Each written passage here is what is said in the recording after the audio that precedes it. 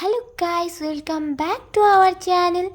এক মাস দিল্লিতে কাটিয়ে আসার পর আজ আমরা বাহনদীপকে নিয়ে বেরিয়ে পড়েছি ময়নাগুড়ির উদ্দেশ্যে। আর হঠাৎ প্ল্যানিং করে এখন আমরা যাচ্ছি দমনি। আর যাওয়ার পথে এই যে দেখতে পাচ্ছ, এটা নাকি বিখ্যাত ফুচকার দোকান, তাই ফুচকা খেয়ে নিলাম। আর দিদির বন্ধু আমাদের দেখালো জলপাইগুড়ির পুরনো কিছু ঐতিহাসিক জায়গা। আর এরপর দেখো চলে এসেছি আমরা চা খেতে। আর তিস্তা পাড়ের হাওয়া খেতে খেতে চা পান করার মজাটাই আলাদা। আর এরপর চলে গেলাম আমরা আমাদের সেই প্রিয় মোমোর দোকানে। আর সত্যি কথা বলতে এই মোমো খাওয়ার জন্যই আমাদের ময়নাগুড়ি থেকে দমনিতে আসা।